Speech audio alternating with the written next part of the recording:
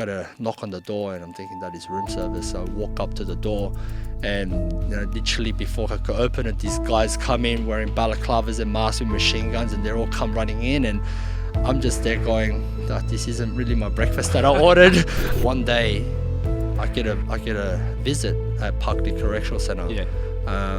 I'd been in a fight, and I had a black guy and busted up lips and cut up hands everywhere. And I'm thinking it's one of the boys, and I walk out, and it's my mum sitting there, and I'm just going, crap.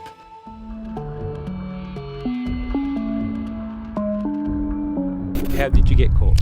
Yeah, so one of my co-offenders, so he met a group where they were washing the money for us, so turning it into clean money. Yep. And they were putting it into it was like, I think it was a trust account or some sort of bank account where they were paying us as like contractors for overseas company. Yep. So we'll give them money. They were taking about 7%, and then they'll wash that money and give it to us back in clean money into account. So like, sweet. So he used to take cash over in like ramyeon, the Asian noodle boxes. Yeah. And he'll take it over, and then little did I know that this lady who he was seeing was doing it for like a couple of the syndicates.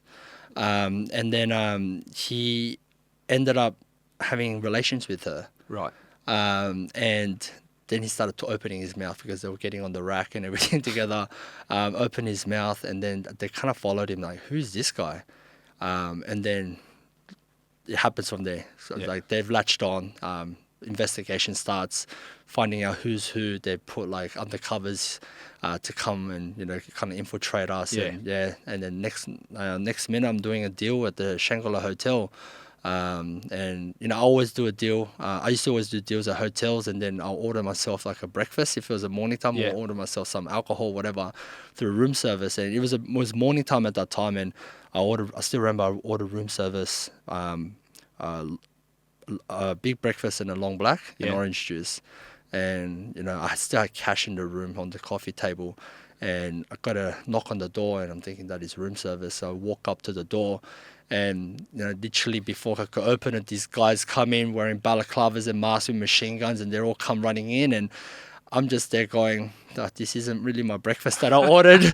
But the second thought is, crap, I'm getting robbed here. So the cash was right next to me, so I've thrown the cash everywhere and beeline for the door. I get a machine gun to the side of the head, and I'm pretty much concussed on the floor, and there's cash all around me. And then I hear the words, "You're under arrest, this is the police." Okay. And literally everything's in slow-mo, and I had a $100 note stuck to my face and getting hogtied, and literally I'm looking out the window, and remember I told you my mum was an opera singer. Yeah. So she used to always take me to the opera house as a treat. Okay.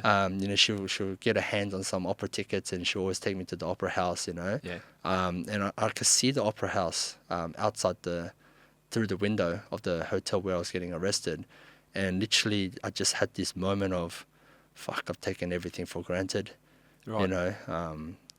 Mum's coming to, work so hard and, chase her dreams, and I'm just here fucking around. And is that the first time you had that sort of feeling? Pretty much the first time. Every time I talk about it, it just kind of gets me. Yeah. You're getting a bit teary now talking about it as well. No, I understand it. It's a painful thing, and you realise at that point the consequences of your actions and the people that you love it's impacted on. Yeah, 100%. So how did your mum take it when she found out that you were locked up? So when I got arrested, she was back in South Korea. So she got remarried and she moved to South Korea. So I'd call her maybe once a week, maybe twice a week, just to tell her like I'm doing okay. But she knew that I was always mingling with the wrong crowd, and she knew the type of crowd that I was mingling with. Yeah. Then when I went radio silent or comm silent for about 3 months, I told all my friends, don't tell my mum, because all my friends know my mum as well. Like they treat her like their mum. Yeah. I said, don't tell my mum. I'm pretty sure I'm going to work my best to try to get bail every time I got bail refused, right? I'm going to get bail. I'm going to somehow get out of here. This is going to be all right. Denial again, right? Yeah. So you're in that denial mindset at the start. Everyone thinks that they're going to get bail and get out. Didn't happen. And then one day I get a visit at Parkdale Correctional Centre. Yeah. I'd been in a fight, and I had a black guy and busted up lips and cut up hands everywhere. and I'm thinking it's one of the boys, and I walk out, and it's my mum sitting there, and I'm just going, crap. That was broken. And she's just sitting there, just Yeah. motionless, like no emotions, just sitting there. Yeah. And I was like, how'd you find me? And one of my best friends apparently told her. He Yeah. goes, I gave in. I gave in because your mum came and she went on her knees and she goes, if my son's in a ditch somewhere, I want to know right now.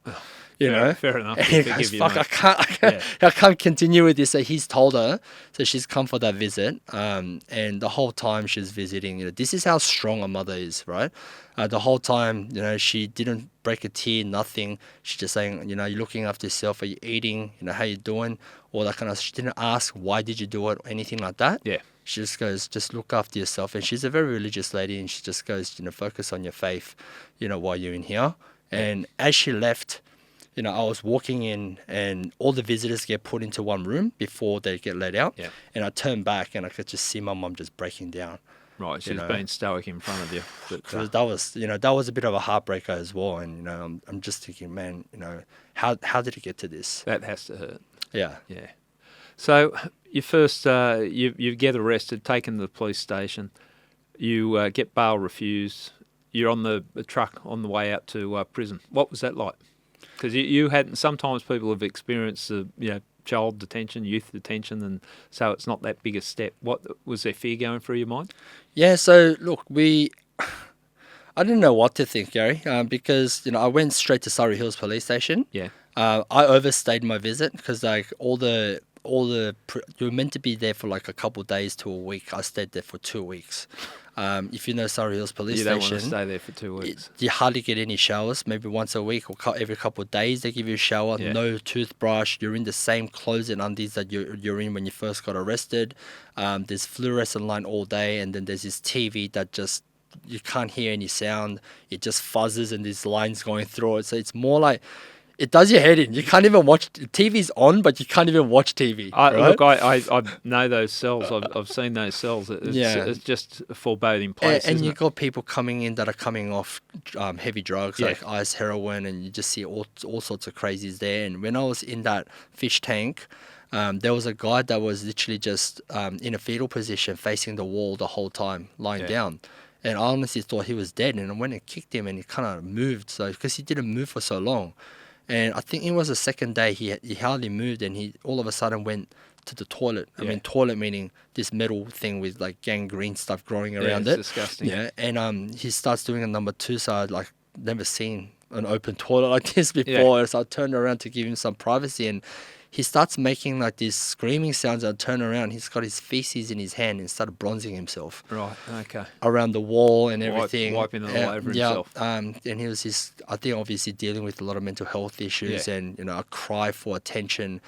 At that time, I was just thinking, what the hell is this place? And that was my first time in. Yeah. But that wasn't even prison yet. That was the holding cell before going to prison. That's just getting you ready for prison. Yeah, and then you go on the escort truck, and you know what? The escort truck was a little bit more comforting. You meet a lot of people that are coming in for the first time, and a lot of people who are kind of seasoned. Seasoned inmates, if you want to put it. They do jail well. And they kind of teach you, your jail's not going to be like Surrey Hills. You get fed there, you get a television, they give you blankets and all that kind of stuff, and you get showers, and it sounded pretty good. And that they put you kind of in this unit. How should I say it? It's like a new intake unit. Yeah. So when you buy a goldfish from the aquarium, they give it to you in like a plastic bag, right? And then they put it into then you acclimatize, filter into it. Yeah, so you acclimatize the temperature, then you release it into the big tank. That's what it was like. We were like the new fish, They put us in this unit, which was the plastic bag, and then they put you into the main.